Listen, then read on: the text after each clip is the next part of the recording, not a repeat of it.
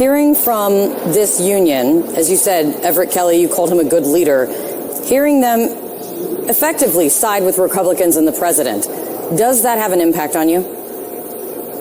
Of course it does. I felt strongly for this union. Everett's a friend and is doing a good job, but we also feel strongly for these families and the possibility that other Republican actions are going to be closing hospitals and clinics and nursing homes across this country.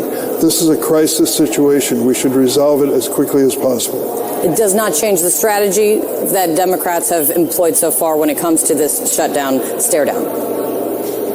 No, as a matter of fact, I think we can resolve this matter as soon as the president's willing to sit down with Republican leaders and Democratic leaders. One of the problems, actually the big problem that the Democrats have had is that they can't sign the continuing resolution. That's why this entire thing started, because they couldn't, because it cuts all of that money off for the newcomers. And as soon as that would happen, those people would probably exit stage right and get the hell out of Dodge, would probably leave the country. Wait a minute, I can't get free food, I can't get free medical? Nope. Hit the bricks. Not going to happen. Playtime's over. So the Democrats can't sign the continuing resolution. But now, each day that this thing goes, the longer everything goes, some of you guys have probably already looked up in Grok what happens on day 60 or 61. What happens, let me just go into the final part of this show here. I've got some stuff I want you to hear. But if it gets to that point, they will essentially crown the king that they've been having a problem with. They would essentially turn President Trump into a king. That means your entire No Kings rallies, all the things you've done, all your newcomers, it's all done. And now they're getting backed into a corner, which, as you know, is when things get really dangerous. I'm going to go into depth. I got some people who made some videos who probably eloquently say it more than I want you to hear so that you guys can then go do your homework. So let's get into it. These people are in deep trouble. We are entering into a phase of this shutdown. We are barreling towards a phase in this shutdown where we're almost going to be at the point of no return for the Democrats. They couldn't sign the CR before. There's no way they could sign the CR from before. Why is that, Barry? Well, because the CR was going to strip all of that money that was going to go to the newcomers. All the Medicare, Medicaid, whatever you want to call it, the SNAP, everything, housing. Nope, we're not paying for the newcomers. So they couldn't sign it. They need those votes. But now we're barreling towards, well, actually, we're 28, 29, 30 days in. It gets to 60 days. All hell is going to break loose. Some of you have probably looked up what happens on day 60 or 61, and you're probably thinking, oh, crap. Well, yeah, oh, crap is right. On day 61, they will have coronated the very man as king that they're terrified and it has been the responsibility for all these stupid rallies, these no king rallies. You're about to make him a king. You're about to make this guy the king of America. And now they're stuck. What do? Do we sign it? No, we can't sign it. Do we let it go 61 days? No, I don't know what we do at this point. So we're begging him to come to a negotiation when he doesn't have any reason to come and negotiate with you. It's not working on the polls either. Forget all the numbers. People are starting to see that a lot of people are looking at this and saying, yeah, I kind of like the fact, other than the military and things of that nature, that we don't give in on this. Let's strip this. Let's recover. Let's make America great again.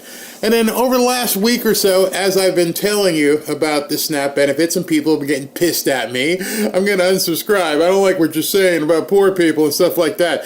Let me put up I won't play the warning because people freak out about the warning, but let me just tell you, I'm not talking about people who are mentally or physically infirmed. Now that we got that out of the way, now that you know that, I want you to understand what I have been saying and why I've been saying it. I started talking about the SNAP benefits 4 or 5 days ago, which would have put us at about, the 22nd or 23rd of October, and everybody knows November 1st is a drop-dead date. And I was giving people fair warning. And so I have an example for you.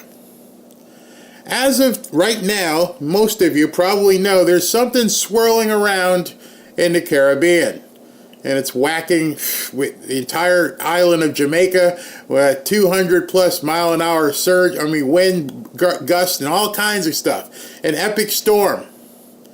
An epic storm is right over Jamaica. This storm is heading basically northeast. Provided we don't get any, weather steering, it should miss Florida. It should miss the Carolinas and just go out into the ocean.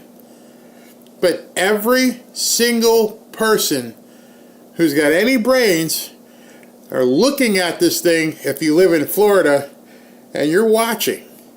Every hour you refresh and see what the numbers look like. Well, where did the mercury go? What's that called? The barometer, barometric pressure. What's it look like? Is it speeding up? Is it still heading in this direction? Trust me, Robin, everybody I know keeps looking because there's a catastrophe offshore. And I made this analogy so much with you guys, and today it is actually true. We know there's a storm out there. We know we have 3 or 4 days of what's going to happen here. And everybody, including the news, we're getting alerts on our email. It still looks like it's going to go this way. And we all watch the television, and we all check the weather and radar and check everything. Are we good? Are we good?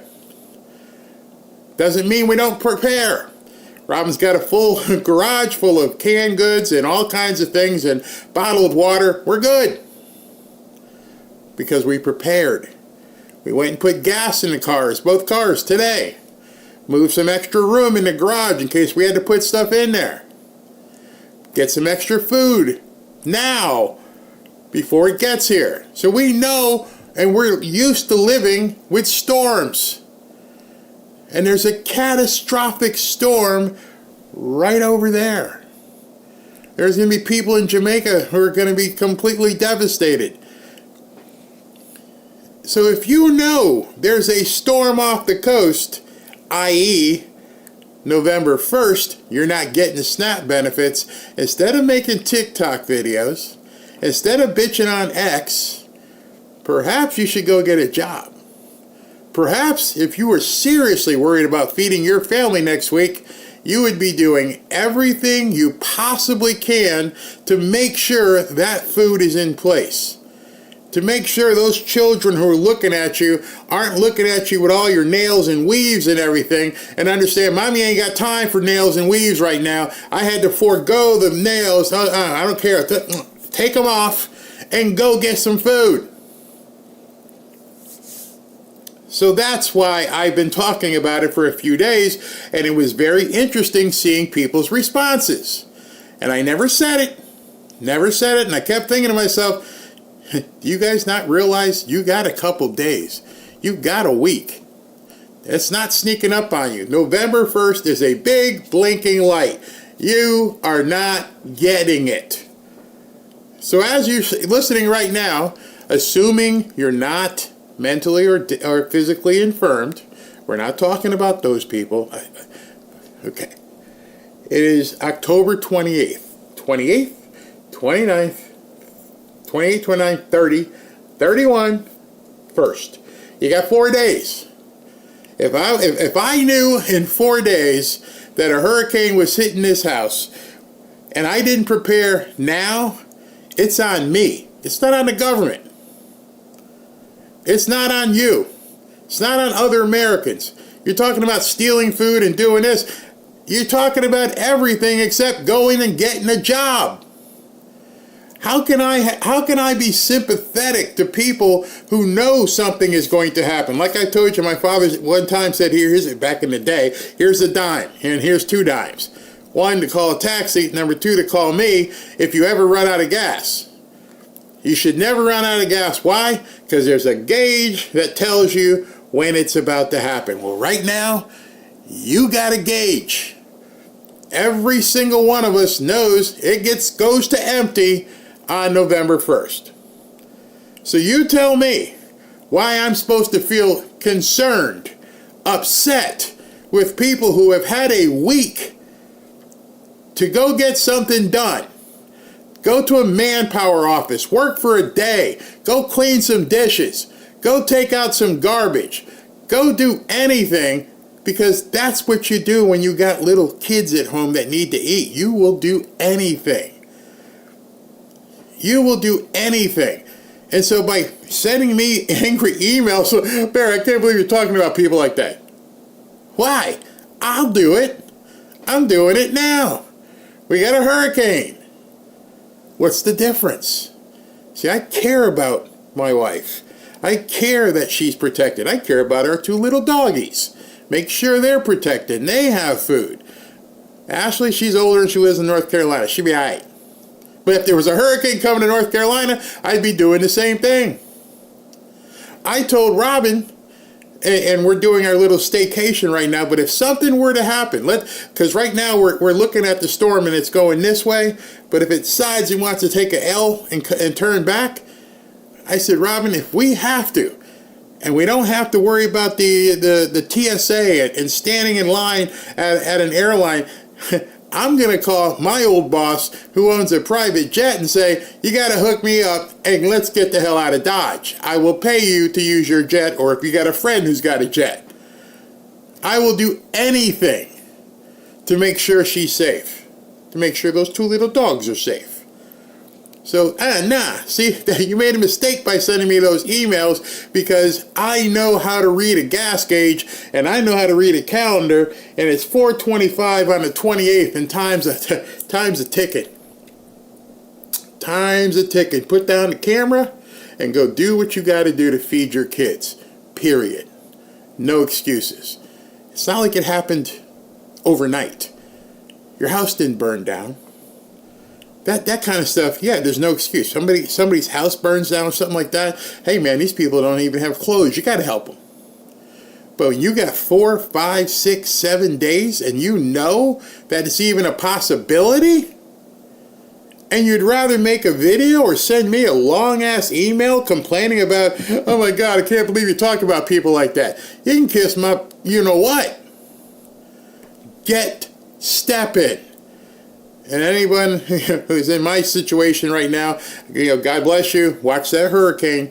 We don't know if there's strange things happening with the weather. Keep watching and make sure you are protected. And then pray for the people in Jamaica and all throughout the Caribbean that are having to deal with that. An actual catastrophic emergency. That's the difference. So let me tell you what's going to happen as we continue listening to some of these people and their antics. Documented immigrants are already ineligible for Medicaid, the ACA exchanges, and for SNAP benefits. Not a single undocumented immigrant in this country gets a dime in federal taxpayer dollars for any part of comprehensive Medicaid coverage. Not one. And so when we're talking about... Not one. Not one, huh? I had posted this on X and said, why is it that people can get arrested for perjury for telling a lie to Congress, but Congress can sit there and just lie to you anytime they want to? Just sit there knowing full well he's lying to the American public. Doesn't matter. They don't care. It's power over everything. Honesty be damned. Nearly 14 million people who are going to be thrown off their health insurance. Millions of others who are going to be jammed up by this aggressive cut to SNAP, the largest cut to food assistance in American history. We're talking about American children. It's funny when he talks about, there's a law that says these people can't get benefits. Well, there's also signs on the highway that says don't drive faster than 55 miles an hour. People still do it. There's a law that says, don't smoke on an airplane bathroom. People still do it. The idea that he's using this insane analogy that there's a law, well, somehow you guys found a way to break it. However it was, you found a way to give these people our money. We're talking about everyday Americans. We're talking about Americans with disabilities. And when it comes to nutritional assistance, we're talking about veterans who have served this country, sacrificed, risked it all. And they're going to lose access to the food assistance they need to live a life. Except that it's not about them. If you want to be honest, show us a clear, clean resolution that says this is to make sure that we're going to feed veterans, that we're going to feed American families. Everybody else, good luck with your luck. But they won't say it because they absolutely know what they're doing. Dignity and respect. Those are the facts. That's why we're fighting hard. To stop this GOP tax scam that will hurt everyday Americans dead in its tracks. You know what the tax scam is? The tax scam is that they're taking your money and my money to give it away to people. The tax scam is that you have to work basically 5 to 6 months out of the year to make sure that people who aren't supposed to be here have all the cushy comforts of home. That's the tax scam. The tax scam, which is going to end real soon if they don't come to the table, which is probably what President Trump is waiting for. I'm going to show you why I think he actually is waiting. It's a tough Band-Aid to pull off, but once that Band-Aid comes off, I think a lot of people are going to realize, wow, we are in a much better situation. Short-term pain, long-term gain. The public will perceive that the Democrats are responsible. I mean, shutdowns are terrible. And of course, there will be, families that are going to suffer. We take that responsibility very seriously. But it is one of the few leveraged times we have. It is an inflection point.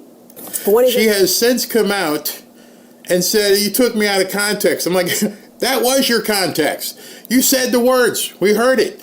And since then, we've heard a few other Democrats say the same thing, not realizing they were on what they were saying. Yeah, it's a leverage,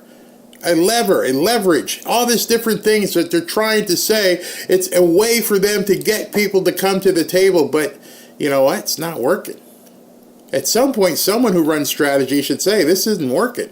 We need to do something. Colleagues, Jared Golden, who's from Maine, he says that the party's position, your own party's position, on the shutdown is, quote, wrong. He criticized the decision to make the Obamacare subsidies temporary, adding, quote, I'm just uncomfortable lying about the strategy to win and shutting down the government. We've never been the party that does that.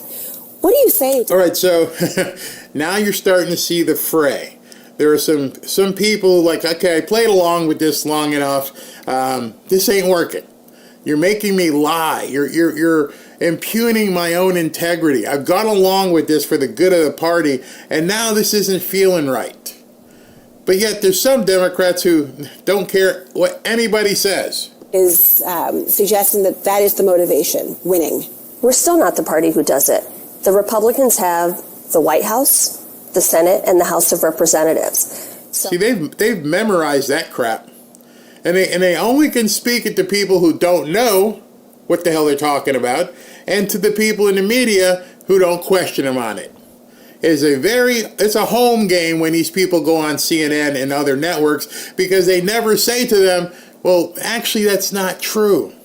Actually, this thing needs 60 votes. It was designed in the government to make sure that it was over the majority, that it had to basically be a supermajority. So what you're saying, ma'am, is not exactly the case in this matter, which nobody ever says. Oh, I refuse to accept the notion that Democrats are responsible when we're in the majority and the minority. The government shutdown could theoretically... All right. I want you to listen what Peter says here. I've had him on the show a couple times. Got to get him back on. This is going to blow you away. I want you to basically turn up the volume, sit back, and say, okay, what's this guy going to tell me that's going to blow doors off in regards to the 61-day threshold? No one's talking about this. After I heard this, I had to go research it. While Mike Johnson was talking, I told SV he went to go research it, and then some of you guys did it yourself, and people are like, oh my God. Oh my gosh. You won't believe this. Last until 2027, according to Zero Hedge, dare we dream. Okay, so he mentioned Zero Hedge. Zero Hedge is another writer blog made up of a few guys, and they're saying the government can stay shut, or they foresee the government being shut until 2027. I'm going to rewind that because I was talking. I want you to hear what he says. 2027. Okay? Listen to this. When we're in the majority and the minority. The government shutdown could theoretically last until 2027, according to Zero Hedge, dare we dream.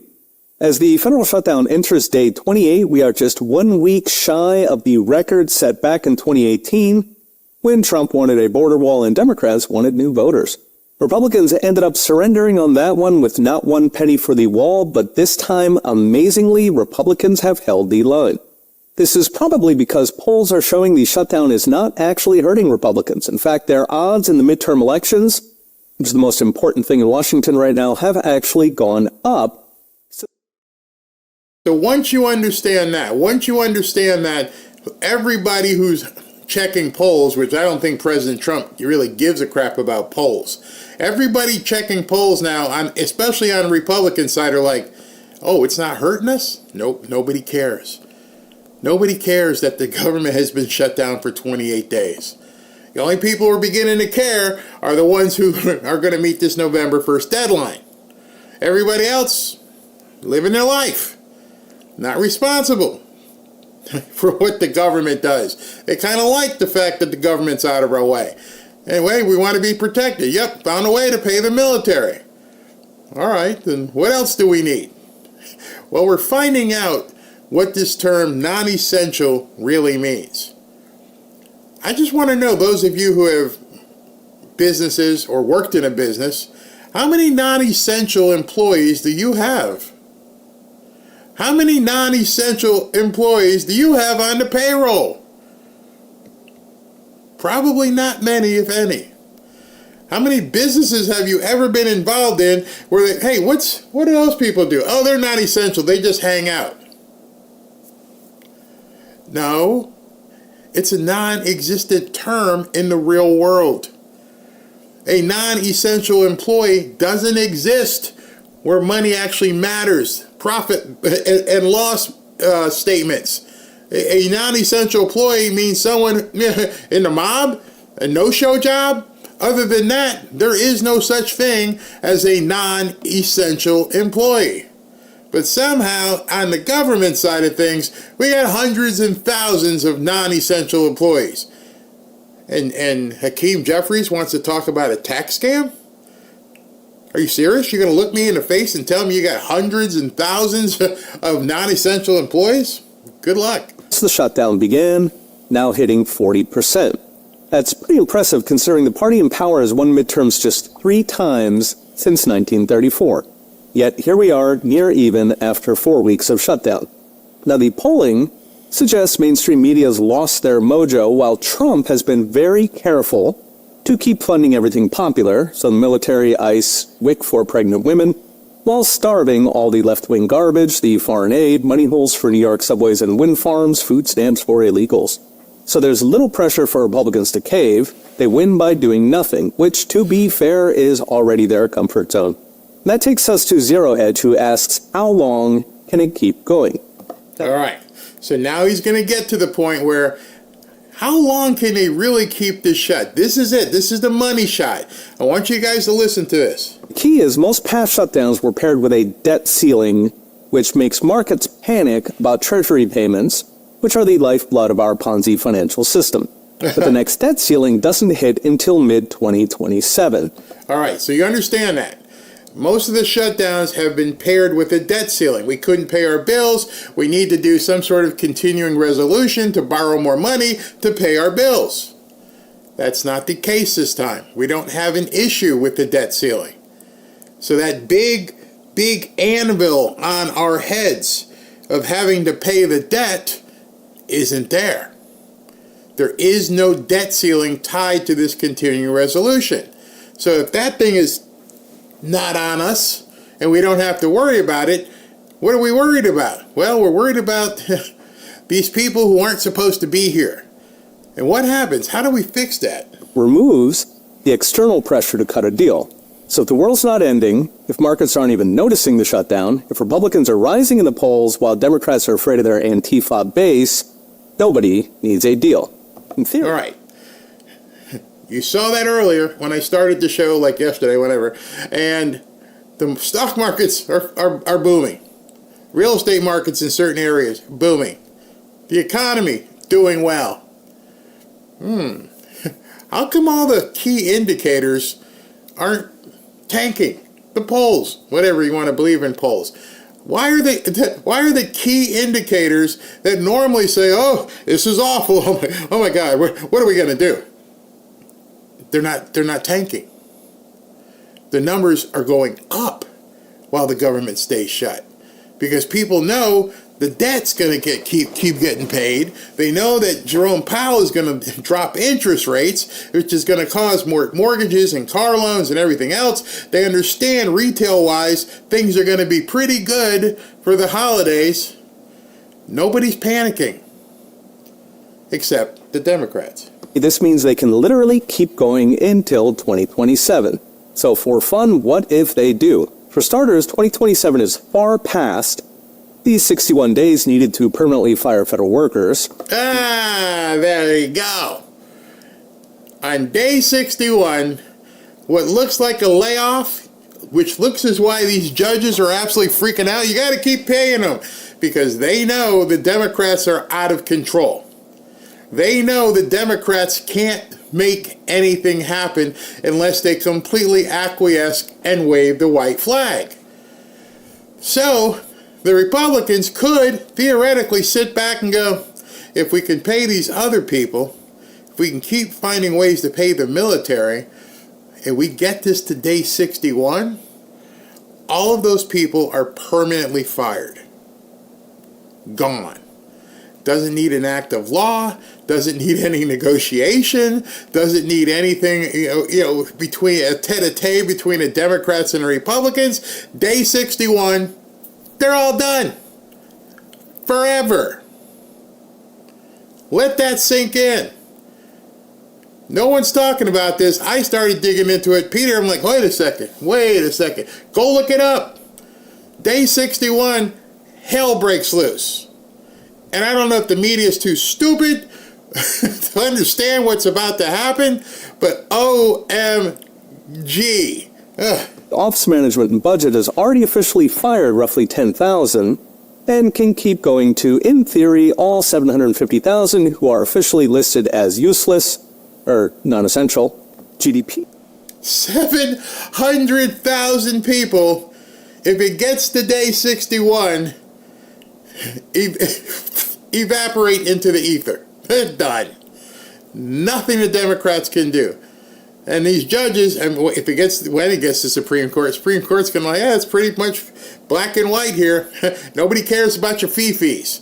Well, it's going to be awful. I don't care. The law says you're done.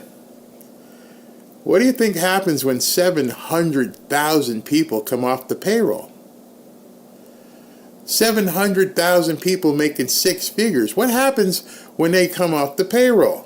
Well, now you have to look at what happens to that debt ratio and all the other things. Shrinks because government spending counts as GDP, which it should not. Jobs also shrink as thousands of federal workers no longer collect six figures to look out the window or fund riots. So GDP and jobs look bad, but both make the country richer. So President Trump, we're going to be in Howard Latin, we're going to be so rich. Yeah, that might hurt you. I'm not running for president again. You guys can go chase this ghost about the third term. I'll take all the arrows. I'll look like the bad guy, because by 2027, nobody's going to care. That's why right now people who are doing polls, I'm like, why are you doing polls? Do you understand how fast things are changing? Do you know on November 2nd, people are going to be pissed at Trump? But then January 1st, after the 60 days thing goes by, if it gets there, how people are going to be. They're going to be completely crazy. But then the rest of the world, the rest of the country starts realizing, wait a minute, our national debt went down? Yeah. Our economy is flourishing? Yeah. I can buy a new car. I can buy a new house. The interest rates are down? Yeah. Sorry about your luck. The big one, the national debt. Keeping the useless third of the federal government closed for a year and a half would save roughly $2 trillion. Could What? actually be closed. What? $2 trillion. $2 trillion. Now do you see what President Trump may be looking at with Russ Vought and why there's no need to negotiate? Don't care. I'm sorry, your cushy job. You've been robbing us. You've been stealing from Americans. You're a non-essential employee. I saw somebody in the chat said, hey, all of us government employees know what 60 days mean. Yeah, but the rest of people don't. That's been a secret for some people. I know, because the people I've told said, are you serious? At day 61, they're done? It's like they never existed. Gone. 3. Now, it's hard for Congress to respend the windfall in a shutdown, so that could go directly into a budget surplus that would start paying down debt. That would lower borrowing costs on the debt in a virtuous cycle. In fact, it would lower borrowing costs across the board to factories and families alike. More important, shutting the useless third of the government for a year and a half would plant these seeds in voters' minds that maybe we should permanently defund it and make the surplus permanent as well. It's this. In addition to that, in addition to put it into people's minds to defund it, people going to be pissed off. Like, wait a second, everything's fine. The government, we got military, all this stuff is still happening. Then what in the hell have you been taking out of my paycheck for the last XYZ years? Wait till people realize you've been taxing me up the wazoo, paying for stuff that wasn't necessary. If that doesn't piss you off right there, if that doesn't make you go, wait a second, and all of a sudden realize the entirety of this SNAP crap, everything else, because everybody who's on SNAP, a lot of them are on other things as well. And I'm not talking about the medically or physically infirm. Okay, we say that again. But at that point, non-essential employees, non-essential SNAP stuff, non-essential Medicaid, non-essential Section 8. President Trump has come in, and as you remember, when Elon Musk had the big chainsaw, and they brought Doge in, and we systematically have been cutting off the Democrat spigots. And as you heard all these things about Wally the Nigerian and all this money they want to send to all these other countries, which they're probably getting kickbacks on, I would venture to say that the SNAP program is a bigger scam than all of them. This is the last hurrah for the Democrat Party. This SNAP thing, once people start putting their eyes on this, and they realize 43 million people have been taking your money, and every single one of those videos that these people post isn't working the way they hoped it would work. It's making people go, what? Are you serious? I've been feeding that person? Yup. And 41 million other ones. USAID, NGOs, NPR, PBS. Keep going. And now we're at the big one. See, a lot of people, as I said, they got pissed off at me. But we need to Doge SNAP.